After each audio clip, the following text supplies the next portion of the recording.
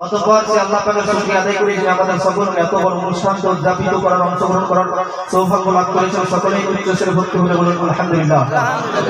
অতঃপর আপনার নবী তথা সমগ্র জগতের নবীর প্রতি শত কোটি দরুদ ও সালাম অর্পিত হোক। করছেন তো সবাই মিলে এক বাক্যে এক কণ্ঠস্বর মিলে বলুন আল্লাহুম্মা আমিন।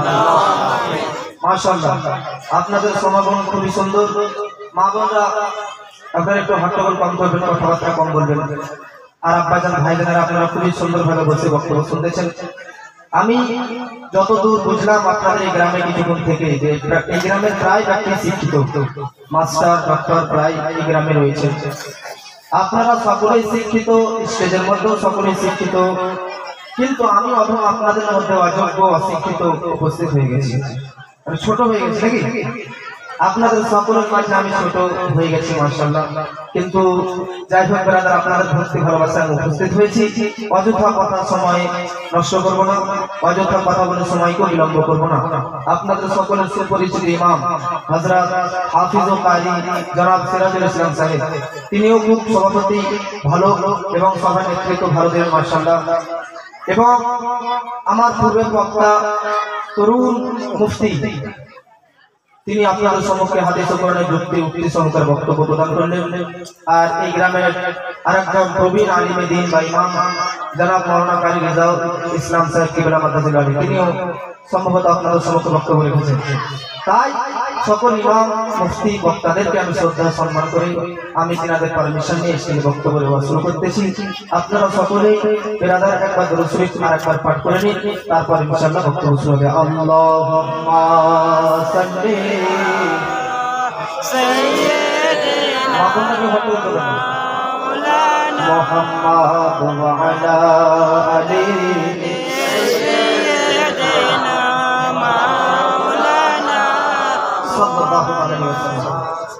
আপনাদের জলসা করার উদ্দেশ্য হচ্ছে হযরতে জমির শাহ জঙ্গি বাবা রহমাতুল্লাহ আলাইহির উরুস উপলক্ষে নাকি? তাই আমি ওলিদের সংক্রান্তি কিছু আলোচনা করব, হুজুর সাল্লাল্লাহু আলাইহি ওয়াসাল্লাম প্রসঙ্গে কিছু আপনাদেরকে আলোচনা করব। এই জন্য আমি আয়াতে কারিমা তেলাওয়াত করেছি। আল্লাহ পাক আমার আপনার নবী সম্পর্কে, হাবিব সম্পর্কে, তাবিব সম্পর্কে কোরআনের মধ্যে 30 নম্বর পারা সূরা সূরা ইনশিরাহ আয়াত নম্বর 4 আল্লাহ পাক বলেন ওয়া রাফা'না লাকা যিকরাক। এর অর্থ, এর তাৎপর্য, এর ট্রান্সলেট আল্লাহ পাক বলতেছে, হে নবী, আমি আপনার মর্যাদাকে, আপনার বৈশিষ্ট্যকে আমি আল্লাহ পাক উঁচু করেছি। আমার নবীর মর্যাদা উঁচু করেছে কে? আল্লাহ পাক। আচ্ছা, পৃথিবীর মধ্যে কম বেশি 1,24,000 নবীগণ পৃথিবীতে এসেছে। আর নবীদেরকে আল্লাহ পাক পৃথিবীর মধ্যে কেন প্রেরণ করেছে? আপনারা বক্তব্য শুনেন, আমার বক্তব্যতে আলহামদুলিল্লাহ কিছু যুক্তিও পাবেন, কিছু দলিলও পাবেন, কিছু সুরও পাবেন। এরকম গল্প শুনতে চান কিনা? না, মাশাআল্লাহ। পৃথিবীর মধ্যে আল্লাহ পাক নবীগণদেরকে কেন প্রেরণ করেছেন?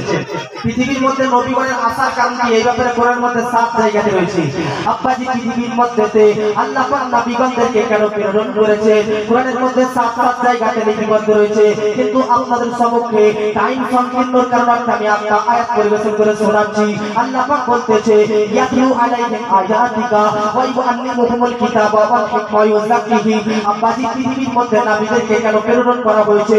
আল্লাহ পাক কোরআনের মধ্যে জানিয়ে দিচ্ছেন, পৃথিবীর মধ্যে আমি মানবের কল্যাণের উদ্দেশ্যে, মানুষকে সুপথে পরিচালিত করার উদ্দেশ্যে, মানুষকে জাহান্নামের পথ থেকে টেনে নিয়ে এসে জান্নাতের পথে পথিক তৈরি করার জন্য, এক কথায় আমি আল্লাহ পাকের একত্ববাদকে প্রচার করার জন্য, আমি আল্লাহ পাকের সঠিক বাণীকে, আমি আল্লাহ পাকের সঠিক মেসেজকে, আমি আল্লাহ পাকের সঠিক বার্তাকে আমি নবীদেরকে প্রেরণ করলাম। তাদের মাধ্যমে বান্দাদের নিকট পৌঁছে যাবে। তাহলে আল্লাহ পাক নবীদেরকে পৃথিবীতে প্রেরণ করলেন কেন? একটাই কথা মনে রাখবেন, মানুষদেরকে সঠিক পথের প্রতীক বানানোর জন্য। এখন আপনার আপনারা প্রশ্ন করতে পারেন আব্বাজি আল্লাহ পাক কত বড় শক্তিশালী। আল্লাহ পাক কোরআনের মধ্যে জানিয়েছে ইন্নাল্লাহা আলা কুল্লি শাইইন কাদির। আমি আল্লাহ পাক শক্তিশালী। কতটা শক্তিশালী? আল্লাহ পাক যদি চাই বেরাদার জমিনকে বেরাদার না মিল্লাত ইসলামিয়া বিছানা সহিত বিছিয়ে রেখেছে। আল্লাহ পাক এই আসমানটিকে বেরাদার টাঙিয়ে রেখেছে, ঝুলন্ত অবস্থায় ঝুলিয়ে রেখেছে। আল্লাহ পাক এত বড় শক্তিশালী। পৃথিবীর মধ্যে কত শত লক্ষ বেরাদার মিল্লাত ইসলামের যন্ত্র পশু পক্ষী রয়েছে। প্রত্যেকটা বেরাদার শত্রুকে প্রত্যেকটা প্রাণীকে আল্লাহ পাক রব্বুল আলামিন খাবার দিচ্ছে। এত বড় শক্তিশালী যিনি আল্লাহ পাক রব্বুল আলামিন যদি চান তো পৃথিবীর মুহূর্তের মধ্যে ধ্বংস করে দিতে পারেন। তো যে আল্লাহ পাক যদি চাই তো পৃথিবীটাকে মুহূর্তের মধ্যে উল্টিয়ে দিতে পারেন, পাল্টিয়ে দিতে পারেন, পারেন না? আচ্ছা আল্লাহ পাক যদি চাইতো তো ডাইরেক্ট মানুষদের ভিতরে হেদায়েত ভরে দিতে পারতো কি পারতো না? আল্লাহ পাক যদি চাইতো তো মানুষদেরকে নামাজি বানাতে পারতো কি পারতো না? আল্লাহ পাক যদি চাইতো তো নবীদেরকে না প্রেরণ করে, নবীদেরকে না পাঠিয়ে, নবীদেরকে পৃথিবীতে না পাঠিয়ে, আচ্ছা কি দরকার আল্লাহর বাণীকে নবীর দ্বারাতে বান্দাদের নিকট পৌঁছানো? আল্লাহর সঠিক মেসেজকে নবীগণের মাধ্যমে পৃথিবীতে কেন প্রেরণ করলে? আল্লাহ পাক ডাইরেক্ট চাইলে বেরাদার আল্লাহ পাক ডাইরেক্ট চাইলে মানুষদেরকে সুপথে পরিচালিত করতে পারতে, কিন্তু আল্লাহ পাক ডাইরেক্ট মানুষদেরকে প্রেরণ করলেন না। আল্লাহ পাক রব্বুল আলামিন ডাইরেক্ট মানুষদেরকে হেদায়েত দান করলেন না, বরং নবীগণের মাধ্যমে নবীগণের দ্বারাতে মানুষদেরকে সঠিক মেসেজ পাঠাচ্ছেন। তার কারণ একটা উদাহরণ দিচ্ছি। আপনাদের এখানে রুটি তৈরি করেন কি করেন না? রুটি কিসে তৈরি করেন? মাখনটা বলতে হবে চাটুতে, নাকি আমাদের ভাষায় চাটু বলে। আচ্ছা রুটি যদি চাটুতে না তৈরি করে ডাইরেক্টলি আগুনে তৈরি করা হয় তাহলে রুটি থাকবে না পুরো ছাই হয়ে যাবে? তো রুটির অস্তিত্ব যদি আপনি বেরাদার বহাল রাখতে চান, ঠিক রাখতে চান, তাহলে তাওয়ার প্রয়োজন। তাহলে ডাইরেক্টলি আগুন থেকে যদি রুটি তৈরি করা হয় তাহলে রুটি কি হয়ে যাবে? নষ্ট হয়ে যাবে। কেন? কারণ রুটির মধ্যে সেই ক্ষমতা নেই, রুটির মধ্যে সেই পাওয়ার নেই, রুটির মধ্যে সেই শক্তি নেই যে ডাইরেক্ট আগুনকে স্পর্শ করবে, ডাইরেক্ট আগুনের সঙ্গে যোগাযোগ করবে, ডাইরেক্ট আগুনের সঙ্গে বেরাদার সম্পর্ক রাখবে। কিন্তু আপনি কোন একটা কথা ভাবে রেখেছেন যে তাওয়ার মধ্যে কিন্তু পাওয়ার আছে ডাইরেক্ট আগুনকে স্পর্শ করা, তাওয়ার মধ্যে সেই ক্ষমতা আছে, তাওয়ার মধ্যে সেই পাওয়ার আছে আগুনকে স্পর্শ করা। এই জন্য তাওয়া এমন একটা পাওয়ারফুল বেরাদার বস্তু যে নিচ থেকে আগুন নিচ্ছে আর উপরের মধ্যে রুটিকে তৈরি করতেছে। ঠিক তাই দেখো প্রতিটি বান্দা হচ্ছে একটা রুটির মতো, যে প্রতিটি বান্দা হচ্ছে একটা রুটির ন্যায়। আমরা হচ্ছি সব দুর্বল, আমরা হচ্ছি কমজোর, আমাদের মধ্যে বেরাদার সেই ক্ষমতা নেই, সেই পাওয়ার নেই যে ডাইরেক্ট আল্লাহর কাছ থেকে হেদায়েত নিব, ডাইরেক্ট আল্লাহর কাছ থেকে শিক্ষা নিব, ডাইরেক্ট আল্লাহর কাছ থেকে মেসেজ নিব। এই জন্য আল্লাহ রুটি এবং আগুনের মধ্যে যেমন তাওয়াকে রাখা হয় তেমন আল্লাহ এবং বান্দার মধ্যে একটা করে নবী রেখেছে। প্রত্যেকটা নবীকে আল্লাহ পাওয়ারফুল বানিয়েছে, প্রত্যেকটা নবীকে আল্লাহ পাক শক্তিশালী বলেছে। এবার আপনি ওই গুরুত্বপূর্ণ ওই যুক্তিটার দিকে দৃষ্টিপাত করুন। আচ্ছা তাওয়ার মধ্যে আগুনকে স্পর্শ করার শক্তি রয়েছে, তাহলে বোঝা যাচ্ছে তাওয়ার মধ্যে যেমন আগুনকে স্পর্শ করার শক্তি রয়েছে, আগুনে তাওয়া পুরো ছাই হয়ে যায় না। ঠিক প্রত্যেকটা নবী আল্লাহ পাক এতটা পাওয়ার দিয়েছে যে ডাইরেক্টলি আল্লাহর কাছে আল্লাহর কাছাকাছি হয়ে যাবে, আল্লাহর পাশাপাশি পৌঁছে যাবে, আল্লাহর নিকটবর্তী হয়ে যাবে। কিন্তু আল্লাহর নবীদের কোনো ক্ষতি হবে না, কিন্তু বান্দাদের ক্ষতি হয়ে যেতে পারে। এই জন্য আল্লাহ পাক বলতে চাইছে মাই ইউতি রাসূলা ফাকাত আতা আল্লাহ। আরে বান্দা যদি আমার কাছাকাছি হতে চাও, তাহলে আমার সঠিক মেসেজ পেতে চাও, তো ডাইরেক্ট আমি আল্লাহকে নয় মুসুদা সাফ করে চলে যাও।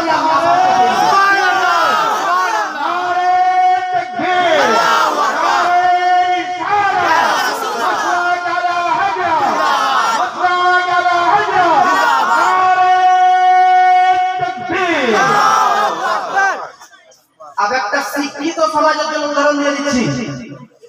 একটা ছেলে প্রাইভেটে গিয়েছে, স্কুলে গিয়েছে, ওকে মাস্টার পড়াচ্ছে, শিশুমানের ছাত্র, A for apple, B for ball, C for cat. আচ্ছা পড়াকে পড়ান আপনাদের।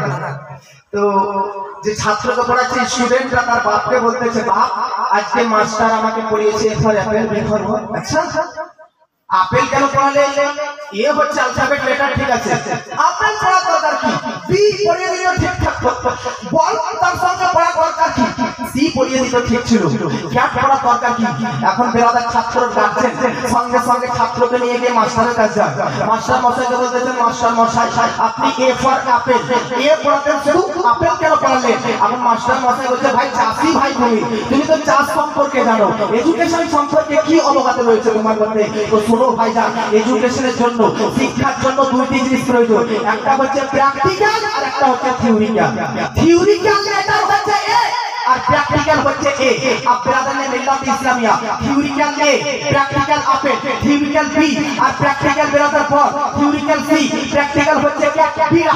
মাস্টার মশাইকে চাষি ভাই বলতেছে এখনো বুঝতে পারলাম না, अभी तक मेरे पल्ला में नहीं पड़ा, और थोड़ा सा समझाइए हाजरा।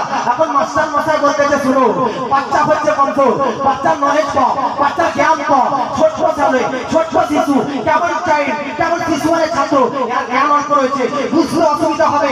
এর সঙ্গে অ্যাপেল পড়ার কারণ কি? যখন তোমার সন্তান আপেলকে দেখে নেবে অটোমেটিকলি এ বুঝে নেবে, যখন তোমার সন্তান বল দেখে নেবে অটোমেটিকলি বি পড়ি বুঝে নেবে, তোমার সন্তান যখন বিড়াল দেখতে পাবে অটোমেটিকলি সি বুঝে নেবে। আরে এই জ্ঞান মাস্টার মশাই বুঝিয়ে পেল যে এডুকেশনের জন্য দুইটি জিনিস প্রয়োজন, থিওরিক্যাল আর প্র্যাকটিক্যাল। মানুষ যদি থিওরিক্যালকে বুঝতে চায় প্র্যাকটিক্যালের প্রয়োজন।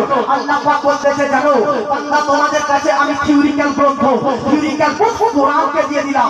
এখন কোরআন যদি বেরাদার হেদায়েতের জন্য জরুরি হতো, নাবির যদি না প্রয়োজন হতো, আমি এই প্রশ্ন একটা বেধর্মীদের, যারা বেরাদার বেধর্মী, যারা সুন্নির বাইরে রয়েছে, মুসলমানদের মধ্যে যারা অন্য পার্টি রয়েছে, ভ্রান্ত মতভেদ পোষণকারী দল রয়েছে, ওয়াহাবি আছে, দেওবন্দি আছে, যারা প্রশ্ন করতে থাকেন নাবির প্রয়োজন নেই, ডাইরেক্টলি বেরাদার কোরআন পাঠ করার হেদায়েত পেয়ে যাবে। আমি বলতে চাই শুনে, কোরআন হচ্ছে এমন একটা থিওরিক্যাল বুক, এমন একটা থিওরিক্যাল গ্রন্থ, যেমন একে বোঝার জন্য আপনার প্রয়োজন, যেমন কোরআনকে বোঝার জন্য প্র্যাকটিক্যাল নবী মুস্তাফা প্রয়োজন। যতক্ষণ পর্যন্ত সন্তান বা ছেলে আপেল না দেখবে এ বুঝতে পারবে না, ঠিক ওই রকম প্রতিটি বান্দা যতক্ষণ পর্যন্ত নবীর কাজ পর্যন্ত না বুঝতে পারবে ততক্ষণ পর্যন্ত কোরআন এবং আল্লাহ তাআলাকে বুঝতে পারবে না। তাহলে ঈমানের মূল, ঈমানের কাণ্ড, ঈমানের মূল উৎস হচ্ছে আমার নবী মুস্তাফা, ঠিক কি না? আর একটা আয়াতের মধ্যে একটা ঘটনা শুনিয়ে দিচ্ছি কোরআন থেকে। আপনাদের পৃথিবীর মধ্যে আল্লাহ পাক কোরআনের মধ্যে জানিয়েছে 11 নম্বর পারা আল্লাহ পাক আয়াতটা পরিবেশন করে সূরা জিসরে ওয়াজাওয়াজ নবী বানি ইসরাঈল বাহরা আতবাহুম ফিরাউন ওয়াজুদুহু বাগয়া ওয়া আদওয়ান হাত্তা ইযা আদরাকাহুল গরাক। আপনারা প্রত্যেককে অবগত ফিরাউনের নাম শুনেছেন? ফেরাউনের নাম নয়, এটা একটা উপাধি, যে রেশম দেয় যাকে ডিলার বলে, বলে কি বলে না? আপনারা একটু আগে চলে আসুন ভাই, পিছনে যেটা দাঁড়িয়ে রয়েছে একটু সামনে আগিয়ে চলে আসবেন, যেগুলো ফাঁকা আছে ফাঁকাগুলো পূরণ করুন। পেছনে অনেক মানুষ দাঁড়িয়ে রয়েছে, বসার জায়গা পাচ্ছে না, তো আপনারা একটু আগে বসে যান, একটু আগে বসে যান আর দরুদ শরীফ পড়ুন। আল্লাহুম্মা সাল্লি আলা সাইয়্যিদিনা মাওলানা মুহাম্মদ ওয়া আলা আলি সাইয়্যিদিনা। আমরা নবী পাগল দিওয়ানা গো নবী। ভাই আপনারা আগে চলে আসুন ভাই, বক্তব্যের মধ্যে ডিস্টার্ব করে যাবেন, প্রবলেম হয়ে যাবে। আমি একটা ছন্দ বইয়ের করে দিচ্ছি, আপনারা সব আসুন। আমরা নবী পাগল দিওয়ানা, যারা যারা নবী পাগল তারা আমার সঙ্গে পড়তে পারে। আমরা নবী পাগল দিওয়ানা গো নবী, আমরা তোমার আশিক দিওয়ানা। আপনি বলি ইয়া নবী, দিনে বলি ইয়া নবী, নবীকে আমরা পাবো না, আমরা তোমার পাগল দিওয়ানা। জোরে বলুন। আব্বাজি আপনাদেরকে আমি বলতে চাইছিলাম, পৃথিবীর মধ্যে একজন বিখ্যাত ইন্টারন্যাশনাল কাফির, যার নাম হচ্ছে ফেরাউন। আপনারা প্রত্যেকে এর নাম শুনেছেন, প্রত্যেকে এর সম্পর্কে আপনারা আলোচনা করেছেন। মুসা আলাইহিস সালামের যুগের একজন ফেরাউন। আল্লাহ পাক হযরতে মুসা নবীকে বলতেছে ইযহাব ইলা ফিরাউন, যাও আমার মেসেজ নিয়ে, আমার একাত্মবাদের মেসেজ নিয়ে ফিরাউনের কাছে যাও। হযরতে মুসা নবী ফিরাউনের কাছে যায় আল্লাহর একাত্মবাদের মেসেজ নিয়ে, যে ফিরাউন তুমি আল্লাহ এক এটা স্বীকার করে নাও। কিন্তু ফিরাউন নাউযুবিল্লাহ বলতেছেন না, পৃথিবীর মধ্যে যদি একমাত্র কেউ স্রষ্টা, একমাত্র যদি কেউ খোদা আছে তো আমি হচ্ছি খোদা। বলো নাউযুবিল্লাহ। এটা কোরআনের মধ্যে বলতেছে আনা রব্বুকুমুল আলা, আমি হচ্ছি সর্বশ্রেষ্ঠ। বলো নাউযুবিল্লাহ। বছর, কত বছর? 400 বছর বেঁচে ছিল, একবারও এক আল্লাহকে মানেনি, নিজেকে খোদা বলে দাবি করেছে অহংকারের সহিত। কিন্তু যখন ফেরাউন মারা যায়, ফেরাউনকে যখন মেরে দেওয়া হয়, কোথায় মারা হয়েছিল কিভাবে কোরআন বলতেছে, বাঁচাও বাসনা বিমানি ইসরাইল বাহরা, তাকে সমুদ্রের গভীর করে পানিতে ডুবিয়ে মারছে। আপনি জানেন ফেরাউনকে যখন মারা হচ্ছে, পানিতে ডুবতে আরম্ভ হয়েছে, তখন ফেরাউন বলতেছে আমানতু আন্নাহু লা ইলাহা ইল্লাল্লাহ, আল্লাহু লা ইলাহা ইল্লাল্লাযী, বাঁচাও আল্লাহ, আমি তোমাকে এক বলে স্বীকার করে নিলাম। জোরে বলেন সুবহানাল্লাহ। ফেরাউন একবার বলল আমানতু, আমি ঈমান আনলাম, ওয়া আমানাত বিহি বানু ইসরাঈল, দ্বিতীয়বারও বলতেছে আমি বানি ইসরাঈল গোত্রের মত ঈমান আনলাম, তৃতীয়বারও বলতেছে ওয়া আনা মিনাল মুসলিমিন, আল্লাহ আমি মুসলমান হয়ে গেলাম। তো এই কোরআনের আয়াতটা থেকে বোঝা যাচ্ছে তিনবার ঈমান এনেছে। কতবার? তিনবার ঈমান এনেছে, তবু আল্লাহ তার ঈমানকে অ্যাকসেপ্ট করেননি, তবু আল্লাহ তার ঈমানকে গ্রহণ করেননি, বরং আল্লাহ পাক জিবরিল ফেরেশতাকে বলতেছে জিবরিল আমি যাও, এই ফেরাউন বলতেছে কি সারা জীবন নিজেকে খোদা দাবি করে কাটানো, এখন মৃত্যুর ভয়ে, মৃত্যুর কাছাকাছি হয়ে, মৃত্যুর সম্মুখীন হয়ে ভয়ে আমার প্রতি ঈমান আনতেছে, আর ঈমান গ্রহণযোগ্য নয়, আর ঈমান অ্যাকসেপ্টেড নয়। যাও তার কাছে, যাও তার কাছে। জিবরিল আমিন আসলো, আর আল্লাহ পাকের হুকুমে বড় বড় মাটির বস্তা ফেরাউনের মাথায় চাপিয়ে দেয়। ডুবন্ত ব্যক্তির মাথার উপর যদি মাটির বস্তা চাপিয়ে দেওয়া হয়, আরো ডুববে না বাঁচবে? আরো ডুববে। ফেরাউন ডুবে মারা গেল। আপনি ভাবুন, তিনবার ফেরাউন ঈমান এনেছে, তার ঈমান কেন অ্যাকসেপ্টেড করা হয়নি? তিনটি কারণ আছে। কেন? কত কারণ? ফেরাউনের ঈমান আল্লাহর দরবারে কবুল না হওয়ার তিনটি কারণ। একটা কারণ শুনেন, যে তিনবার ফেরাউন ঈমান এনেছে, যে তিনবার, বাক্যগুলো শুনেন। আব্বাজি ফেরাউন বলতেছে আমানতু, আমি ঈমান আনলাম, আন্নাহু লা ইলাহা ইল্লাল্লাযী, কোরআনের আয়াতটা একদম গৌর করে ধ্যান দিয়ে শুনুন। আমি আপনাকে একটা কথা জিজ্ঞেস করব, খালি আপনারা বুঝতে পারলেন কিনা ওটা জানতে চাই আমি। আব্বাজি ফেরাউন বলতেছে প্রথমবার আমানতু আন্নাহু লা ইলাহা ইল্লাল্লাযী, দ্বিতীয়বার বলতেছে ওয়া আমানাত বিহি বানু ইসরাঈল, তৃতীয়বার বলতেছে ওয়া আনা মিনাল মুসলিমিন। আচ্ছা, এই তিনটি কোরআনের আয়াত বা তিনটি ফেরাউনের এই বাক্যটির মধ্যে মুসা শব্দটি কি আপনি শুনতে পেলেন? না পেলেন না। এ আল্লাহ পাককে জিজ্ঞাসা করলাম, আল্লাহ ফেরাউনের ঈমান কেন অ্যাকসেপ্ট করলে না? ফেরাউনের ঈমান কেন গ্রহণ করলে না? ফেরাউনের ঈমান তুমি কেন কবুল করলে না? আল্লাহ পাক বলতেছে শোনো, পৃথিবীর মধ্যে যেই যুগে যে নবীকে প্রেরণ করব, যেই টাইমে যে নবীকে প্রেরণ করব, সেই টাইমে প্রত্যেকটা মানুষের প্রতি আমার সঙ্গে সঙ্গে আমার ওই তখনকার নবীরও ঈমান আনা ওয়াজিব। 1,24,000 সালের নবী পাঠিয়েছি, তো আদমকে যদি পাঠায়, তো আদমের উম্মত শুধু এক আল্লাহকে মানলে হবে না, আদমকে মানতে হবে। নূহ নবীর জামানায় যদি আমি নূহকে পাঠাই, তো নূহ নবীর জামানার মানুষকে শুধু আল্লাহ এক মানলে হবে না, বরং সম্পূর্ণ ঈমান আনা তখন হবে যখন সেই যুগের নবী নূহ নবীর প্রতি ঈমান আনবে। ফেরাউনের যুগের নবীকে, ফেরাউনের যুগের সময়ের নবী হচ্ছে মুসা নবী। যে ফেরাউনের ঈমান কেন গ্রহণ করলাম না জানো বান্দা? এই কারণে, কারণ ফেরাউন তিনবার ঈমান আমার প্রতি তো এনেছে, কিন্তু একবার সেই যুগের নবী মুসা নবীর প্রতি ঈমান আনেনি। আল্লাহু আকবার। তো ফেরাউনের ঈমান আল্লাহর দরবারে নো অ্যাকসেপ্টেড হওয়ার পেছনে, না গ্রহণ হওয়ার পেছনে একটাই কারণ, যে তিনি সেই যুগের নবী মুসা নবীর প্রতি ঈমান আনেননি। এখন এই যাও আসলা বিপানি ইসরাঈল তাফসীরে ইবনে কবির ইমাম ফখরুদ্দিন নাযির রাহমাতুল্লাহ আলাইহি কিতাবের লেখা, উনি বলতেছে শ্রোতা বলে বান্দা, লাউ আন্না রাজুলান মিনাল কুফারি ইয়াকুলু লা ইলাহা ইল্লাল্লাহ আল-ফামাতি লা ইয়াসিকু ঈমানুহু হাত্তা ইয়াকুলা মুহাম্মাদুর রাসূলুল্লাহ।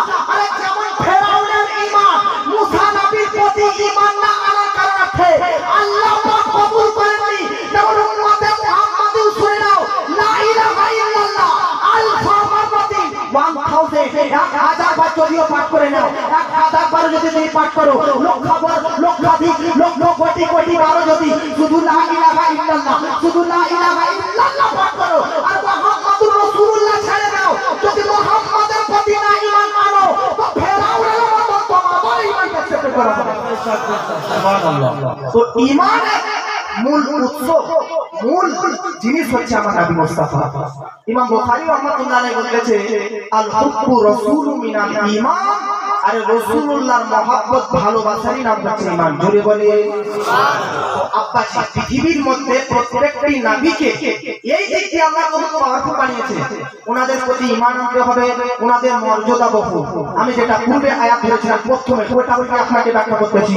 আপনাদের পৃথিবীর মধ্যে তো বোঝা যাচ্ছে আল্লাহ পাক পৃথিবীর মধ্যে প্রত্যেকটা নবীকে প্রেরণ করেছে পথ প্রদর্শক হিসাবে, সঠিক বার্তাবাহক হিসাবে পৃথিবীর মধ্যে প্রেরণ করেছেন।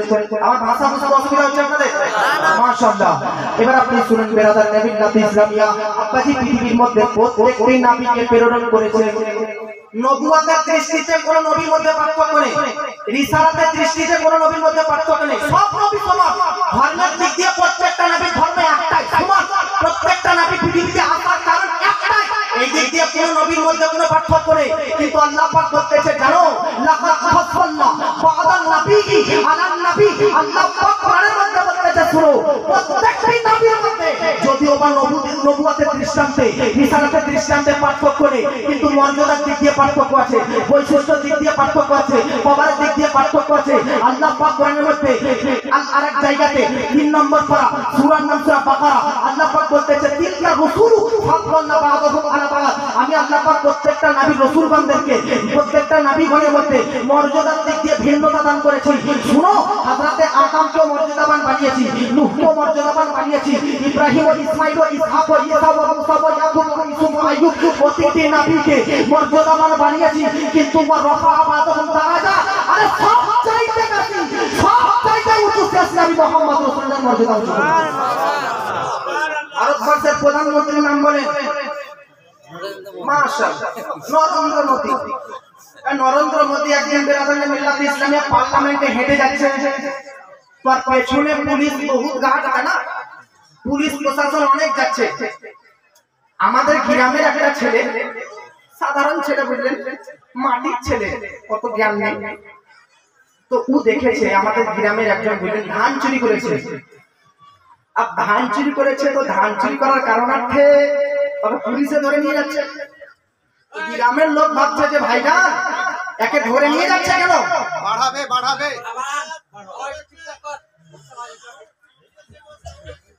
আচ্ছা আচ্ছা আচ্ছা মাশাআল্লাহ। যে কোনো প্রবলেম হবে আপনারা জানিয়ে দেবেন, তবে তো প্রবলেম সলভ হবে, প্রবলেম বলবেন আপনারা।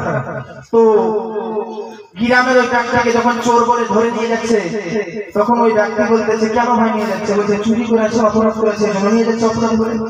আচ্ছা ঠিক আছে, অপরাধী বলে ধরে নিয়ে যাচ্ছে। এই ব্যক্তিটা যে প্রশ্ন করেছে, ওই একদিন বললেন কোন রকম ভাবে পৌঁছে গেছে কলকাতা। আর কলকাতা মোদির সঙ্গে মেলা পুলিশ, গাড়ি গাড়ি গাড়ি গাড়ি ভালো ভালো সব পুলিশ আছে। ও ভাবতেছে আমাদের গ্রামের চোর তো বোধহয় ছোটখাটো চোর ছিল বলে কয়েকটা 5-6টা পুলিশে নিয়ে গেছে, মোদি কত বড় চোর গো যে আপনি ছিল হাজার হাজার পুলিশ। ওই ব্যক্তিকে গ্রামে ভাই ভাই কি বলবো তোকে, আমাদের গ্রামের চোরটা তো ভালো চোর, কম দুর্বল চোর বলে 2-4টা পুলিশ ছিল। আজকে কলকাতাতে বিশাল বড় চোর দেখে এলাম, তার নাম হচ্ছে নরেন্দ্র মোদী। বলতেছে ভাই কথা তো সত্য বলেছি, চোর ঠিকই, কিন্তু তোর ধারণাটা ভুল। বলতে কেন, আরে বোকা, আমাদের গ্রামের ব্যক্তির সঙ্গে আমরা সাধারণ মানুষের সঙ্গে পুলিশ প্রশাসন থাকলে সাইডকার সভাপতি সাহেব বলতে বাধ্য হবো অপরাধী বলে ধরে নিয়ে যাচ্ছে। আর উনি হচ্ছেন একজন মিনিস্টার, প্রধানমন্ত্রী, ওনার সঙ্গে পুলিশ প্রশাসন থাকলে অপরাধী নয় বরং গার্ড হিসাবে যাচ্ছে। তো বেরাদার মিল্লাত ইসলামিয়া, আপনাকে আমি বোঝাতে চাইছি আপনি আর মোদির মধ্যে পার্থক্য কি। মোদির মধ্যে 2টি চোখ, আপনার মধ্যে 2টি চোখ। মোদির মধ্যে 2টি হাত, আপনার মধ্যে 2টি হাত। মোদিরও পাপ, আপনারও পাপ। মোদিও যা যা করে আপনিও তাই তাই করে। মোদির মধ্যে বেরাদার যেগুলো শরীরের মধ্যে পার্টস আছে, আপনার মধ্যে পার্টস আছে। এখন কোন ব্যক্তি যদি বলে যায় মোদি আমার মতো, তাহলে এটা ভুল। কেন, কারণ মোদি আর আপনার মধ্যে শারীরিক পার্থক্য নেই, কিন্তু মর্যাদার দিক দিয়ে পার্থক্য রয়েছে, পাওয়ারের দিক দিয়ে পার্থক্য রয়েছে, ক্ষমতার দিক দিয়ে পার্থক্য রয়েছে। ঠিক তাই দেখো, প্রতিটি নবীকে আল্লাহ পাক নবুয়তের দৃষ্টিতে সমান রেখেছে, রিসালাতের দৃষ্টিতে সমান রেখেছে, কিন্তু মর্যাদার দিক দিয়ে পার্থক্য রয়েছে, পাওয়ারের দিক দিয়ে পার্থক্য রয়েছে, ক্ষমতার দিক দিয়ে পার্থক্য রেখেছে। শুনো পৃথিবীবাসী, জগৎবাসী, আমি এমন একটা নবীকে পৃথিবীর মধ্যে প্রেরণ করলাম, তিনি হচ্ছেন শেষ নবী। তার মর্যাদা হযরতে আদম থেকে বেশি, তার মর্যাদা হযরতে নূহ থেকে বেশি, তার মর্যাদা প্রতিটি নবীর থেকে বেশি। তিনি হচ্ছেন সর্বোচ্চ।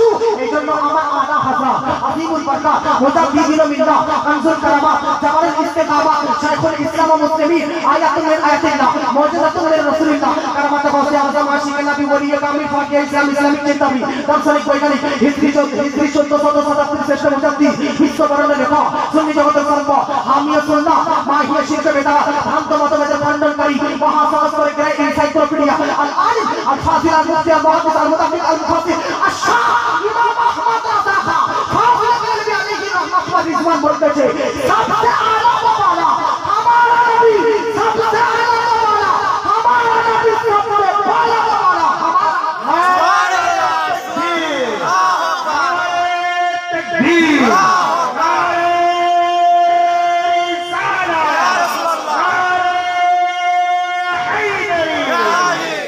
अब माशाल्लाह আপনাদের মুখে একটু হাসি এসেছে প্রথমে স্টেজে আসলাম সব মুখ ধুয়েছে ছোট ছোট কি বক্তব্য করে কে লেখা দেখুন প্রায় জায়গাতে দেখছেন নয় ভাই আমার বয়স থেকে বলিস কেউ বক্তব্য কে এনেছে যে আমরা স্টেজ থেকে নাম বলবো লোকের ভক্তকে ভাই মুসাফা করে টাইম দেয় না তো মহাপদ করে সুবহানাল্লাহ আজ তো বোঝা যাচ্ছে পৃথিবীর মধ্যে প্রত্যেকটা নবীর মর্যাদাকে আল্লাহ পাক বাড়িয়েছে কিন্তু সমস্ত নবীগণের চাইতে সব চাইতে উঁচু আমার আপনার নবীর মর্যাদাকে বাড়িয়েছে এই কথাটা প্রমাণ করা থেকে আব্বাজি আপনি জানেন আচ্ছা পৃথিবীর মধ্যে প্রত্যেকটা নবীর কাছে আল্লাহর কাছ থেকে মেসেজ কোন ফেরেশতা আনতো জিবরিল আমিন মহাপদ আমার আপনার নবী জিবরিল আমি আমার আপনার নবীর কাছে জিবরিল এসেছেন এবার একটা কথা শুনেন আব্বাজি মুআজ্জাজ সামাইনে کرام জিবরিল আমিন এখানে একটা মর্যাদা নবীর আছে হযরতে আদম আলাইহিস সালামের কাছে জিবরিল আমিন এসেছেন নূহ নবীর কাছে জিবরিল আমিন এসেছেন কিন্তু পার্থক্য আছে শুনেন হযরতে জিবরিল আমিন আদম নবীর দরবারে টোটালি এসেছেন 12 বার হযরতে জিবরিল আমিন যিনি হযরতে শীস আলাইহিস সালামের দরবারে টোটালি এসেছেন 4 বার হযরতে জিবরিল আমিন হযরতে আইয়ুব আলাইহিস সালামের দরবারে টোটালি এসেছেন 3 বার হযরতে জিবরিল আমিন যিনি হযরতে ঈসা নবীর দরবারে টোটালি এসেছেন 10 বার হযরতে জিবরিল আমিন যিনি হযরতে মুসা আলাইহিস সালামের দরবারে টোটালি এসেছেন 400 বার হযরতে জিবরিল আমিন যিনি হযরতে নূহ আলাইহিস সালামের দরবারে টোটালি এসেছেন 50 বার আব্বাজি প্রত্যেকটা নবীর কাছে 10 বার বা 50 বার সর্বাধিক মুসা নবীর দরবারে 400 বার এর চাইতে বেশি কোন নবীর দরবারে জিবরিল আমিন আসেননি কিন্তু আমরা আপনার নবীর বায়োডাটা সার্চ করি আমরা আপনার নবীর লাইফ হিস্টরি সার্চ করি আমরা আপনার নবীর ইতিহাস সার্চ করি আমার আপনার নবীর দরবারে একবার নয় দুবার নয় 100 বার 200 বার নয় 1000 2000 নয় 24000 বার এসেছে আমার একটা বন্ধু আছে বন্ধুটার বাড়ি নানির বাড়ি গ্রামে আর আরেকটা আমার বন্ধু আছে এখানে এসেছে আমার সামনে শ্বশুর বাড়ি গ্রামে কোথায় শ্বশুর বাড়ি আপনাদের এখানে আছে কিনা যেন শ্বশুর বাড়ি গ্রামে দেখবেন যার বাড়ি শ্বশুর গ্রাম বাড়ি এই গ্রামের মধ্যে হয় সে কিন্তু বেড়াদার প্রতিদিনই একচুয়ালি যেতেই থাকে শ্বশুর না ডাকলেও আসে ডাকলেও আসে ডাকলে বাকি না ডাকলে বাকি এরকম চলে যায় আমার বলার উদ্দেশ্য মানুষকে বেড়াদার মিল্লাত ইসলামিয়া গ্রামে শ্বশুর বাড়ি হলে বিনা ডাকাতেও চলে যায় ডাকলেও চলে যায় এখন একটা জামাই শ্বশুর বাড়িতে বেড়াদার মিল্লাত ইসলামিয়া দিনে 5 বার করে যায় একজন ব্যক্তি তাকে জিজ্ঞেস করছে ভাই শ্বশুর বাড়ি 5 বার যাচ্ছি তুই নিজে থেকে যাচ্ছি না তোকে ডেকেছে বলতেছে আমাকে ডেকেছে তাহলে ঠিক আছে নিজে থেকে চলে কি জামাই করবে ওকে হ্যাঁ প্যাকভর জামাই নাকি কারণ শ্বশুর বাড়ি যেতে ভালো মন্দ পাবেই তো বেরাদা আমার আপনার নবীর দরবারে জিবরিল আমিন এসেছেন 24000 বার প্রত্যেকটা নবীর দরবারে 4 বার বা 3 বার বা 10 বার বা 50 বার এখন কোন ব্যক্তি প্রশ্ন করতে দিতে পারে প্রত্যেকটা নবীর দরবারে কত কম এসেছে আমার আপনার নবীর দরবারে 24000 বার বিনা বলা থেকে জিবরিল আমিন আমার নবীর দরবারে এসেছে বিনা পারমিশনে কি চলে এসেছে এরকম চলে আসতো মজা করতে করতে চলে আসতো এরকম ঘুরতে ঘুরতে কি জিবরিল আমিন নবীর দরবারে আসতো তো বাকি এই প্রশ্নটার উত্তর আল্লাহ পাক কোরআনের মধ্যে দিতেছে যে জিবরিল জগৎবাসীকে বলে দাও আরে মুস্তাফার শান উঁচু আমি মুস্তাফার দরবারে আমি জিবরিল নবীর দরবারে এরকম আসি না ওমা নাতানাসালু ইল্লা ফি আমরি রাব্বিকা যে 24000 বার নবীর দরবারে এসেছি প্রতিবার আল্লাহর হুকুমে আল্লাহর পারমিশনে আপনার দরবারে এসেছি সুবহানাল্লাহ পাজি বেরাদার মিল্লাত ইসলামিয়া আপনাকে বললাম মেসেজ নিয়ে আসে নবীর দরবারে আল্লাহর কাছ থেকে জিবরিল এই যে আয়াতটা বললাম না ওরফানা লাগা জিক্র এই আয়াতটা আমার নবীর কাছে আনলো আসার পর বলতেছে নবী আপনার মর্যাদাকে আল্লাহ পাক উঁচু করেছে এই না আয়াত আচ্ছা উঁচু করেছে? হ্যাঁ, জিবরিল আমিনকে বলতেছে কেমন ভাবে উঁচু করেছে, কতটা উঁচু করেছে একটু বলে দিলে ভালো হতো। আব্বাজি আমার জিবরিল আমিন বলতেছে, বা মন দিয়ে শুনবেন, হযরতে জিবরিল আমিন বলতেছে আল্লাহ পাক, আমি জিবরিল আমিনকে একটা জিজ্ঞাসা করতেছে, হে জিবরিল, আরবি শুনুন, আল্লাহ পাক বলতেছে আত্তাদরি কাইফা রাফাতু যিকরা, হে জিবরিল তুমি জানো আমার মুস্তাফা, আমার মুহাম্মাদের, আমার তাবিবে, আমার হাবিবের মর্যাদা কতটা উঁচু করেছি, কেমন ভাবে উঁচু করেছি। আচ্ছা জিবরিল আমিন যখন আল্লাহ তোমাকে প্রশ্ন করলো তখন কি উত্তর দিয়েছিলে? জিবরিল আমিন বলতেছে লা আ'লামু, আমি জানি না আল্লাহ তুমি সবচেয়ে বেশি জ্ঞানী, আল্লাহু আল্লাহ তুমি সবচেয়ে জ্ঞানী, তুমি সবচেয়ে বেশি জানো, তুমি সবচেয়ে বেশি অবগত। আমার আল্লাহ পাক বলতেছে শুনে নাও, আমি আমার মুস্তাফা, আমি আমার নবীর মর্যাদা কতটা উঁচু করেছি জানো? আচ্ছা কতটা?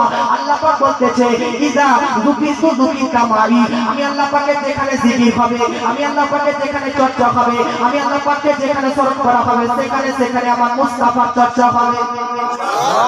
আল্লাহ যেখানে জিকির সেখানে নবীর জিকির। আবার কোরআনের মধ্যে চলে আসুন, আল্লাহর জিকির কোথায় কোথায় হয়, আল্লাহর স্মরণ কোথায় কোথায় হয়, আল্লাহকে স্মরণ করতে থাকে। 27 নম্বর খুলে নিন, 28 নম্বর খুলে নিন, দুইটি সূরাতে পাঁচটি সূরা, সূরার নাম সূরা হচ্ছে হাশর, সূরার নাম সূরা জুমা, সূরার নাম সূরা দোকান লাগাবো, সূরার নাম সূরা সাফ, সূরার নাম বেরাদানে মিল্লাত ইসলামিয়া জুমা।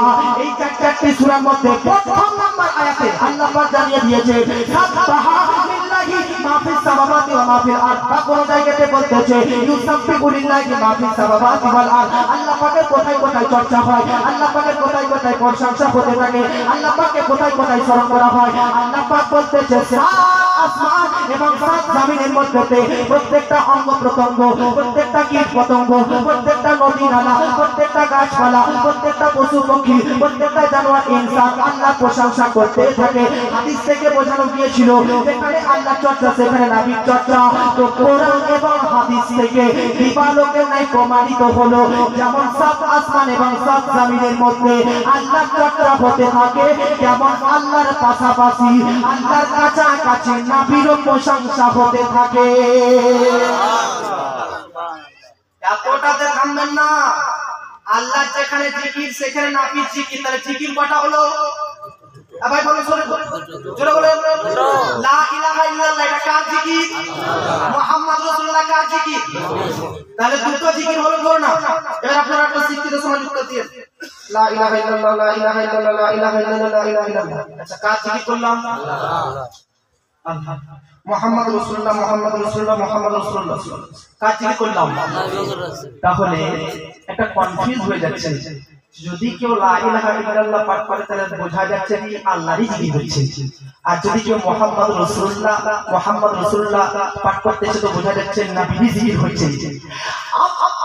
ইমাম বাকরি রহমাতুল্লাহ আলাইহি কিতাবের মধ্যে লিখেছেন, ইমাম জাফর সাদিক রহমাতুল্লাহ আলাইহির কাছ থেকে শুনে, আরে কি বলবো, যেখানে আল্লাহর জিকির সেখানে নবীর জিকির। এখন কেউ আল্লাহর জিকির করলে বোঝা যাচ্ছে যে নবীর জিকির করে না, আর নবীর জিকির করলে কেউ আল্লাহর জিকির করলে এটা প্রমাণ হচ্ছে। কি করা যায়? দুটো জিকির হচ্ছে। আল্লাহ পাক বলতেছে সমস্যা হচ্ছে যাও একটাই জিকির করলাম। কি জিকির? বলতেছে যে আল্লাহর জিকির মিন জিকরি মুস্তাফা, আমি আপনার জিকিরটা নিজের জিকির বলে দাবি করে দিলাম। এখন কিয়ামত পর্যন্ত যদি মুহাম্মদুর রাসূলুল্লাহ নবীর জিকির করতে থাকে তো কেউ ভাববেন না শুধু নবীর হচ্ছে, আরে নবীর জিকির করা মানে আল্লাহর জিকির করা, এটাই প্রমাণ হয়ে যাচ্ছে। আজিমুল বারকা মুজাদ্দিদুল মিল্লাহ আনজুল কারামাত আশরাফ ইমাম আহমদ রাজা খান বলতেছে খালাল আউলিয়া আল আউলিয়া কে রাসূল, খালাল আউলিয়া আল আউলিয়া কে রাসূল, সুবহানাল্লাহ हमारा नबी। सुबहानाल्लाह। জোরে বলেন সুবহানাল্লাহ। আমার আপনার নবী মর্যাদাকে আল্লাহ পাক রব্বুল আলামিন এতটা উঁচু করেছেন। জোরে বলেন সুবহানাল্লাহ। পুরো পৃথিবীতে সবচাইতে বেশি সবচাইতে উঁচু আমার নবীর মর্যাদা আল্লাহ পাক বানিয়েছেন। আমার নবীর মর্যাদা, আজকে মর্যাদা সম্পর্কে আলোচনা চলতেই হবে না। নবীর মর্যাদা কত? শুধু ওই নবীর মর্যাদা নিয়ে কোরআন ও হাদিস থেকে কথা হবে। কত ভাই? মাশাআল্লাহ 10:48। আর একটা গজল বলবো, জোরে বলুন সুবহানাল্লাহ। আরে নামো